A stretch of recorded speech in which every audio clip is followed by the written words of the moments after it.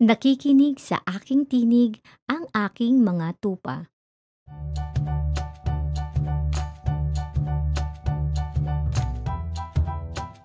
Ang ika-4 na linggo ng muling pagkabuhay ay nakaugalian ng tawagin bilang Linggo ng Mabuting Pastol.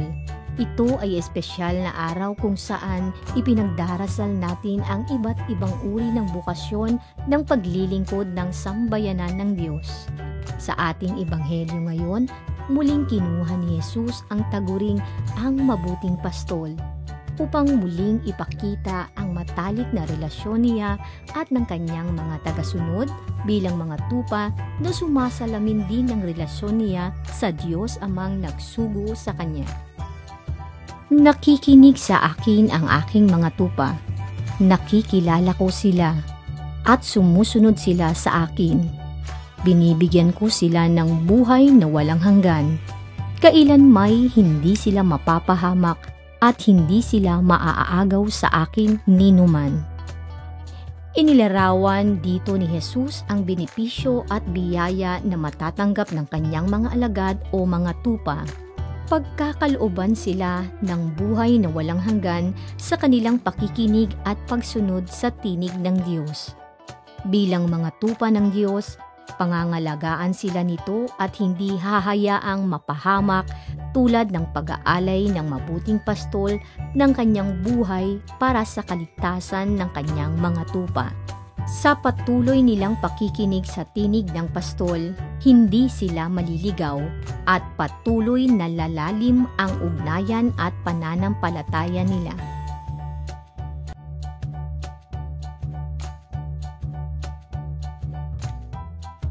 Sinasabi sa Katisismo ng Iglesia Katolika, ang pagsunod sa pananampalataya o ob odire ay pagsang-ayon ng kusang loob sa salitang pinakikinggan sapagkat ang katotohanan ay pinagtitibay ng Diyos na mismong katotohanan.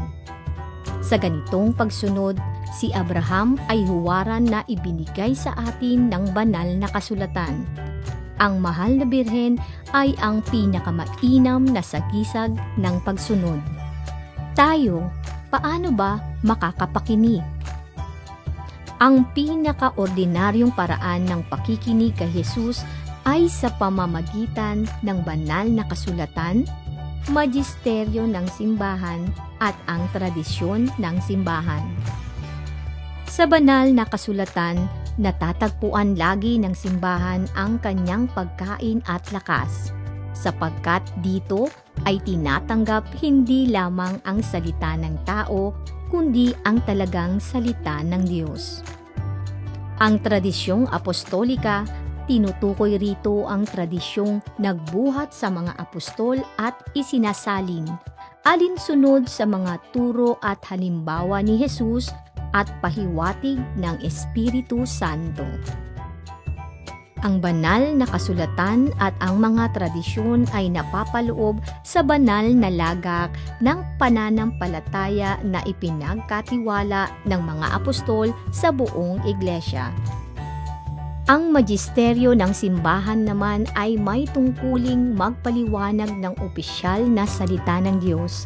Bikas o sinulat ay ipinagkatiwala lamang sa magisteryong buhay ng iglesia, na siyang gumaganap sa ngalan ni Hesukristo, alalaong baga sa mga obispo na nakikiisa sa kahalili ni San Pedro, ang obispo ng Roma o Santo Papa.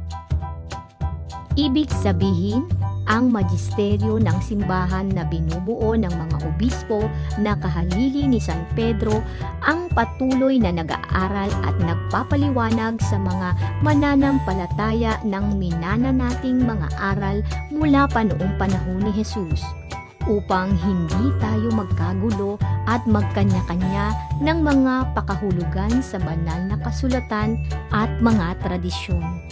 Ang tatlong ito ay hindi marapat na kunin bilang individual, kundi ginagamit ito na magkakasama upang maunawaan, maipaliwanag at mapagyaman pa ang mga katuruan ng simbahan.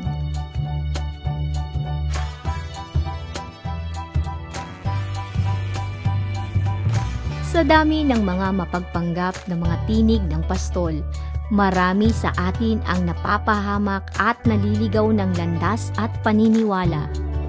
Kaya nga pati sa ating pagpili ng mga magiging pastol o lider ng bayan, nalilito na tayo kung sino ba ang nagsasabi ng katotohanan.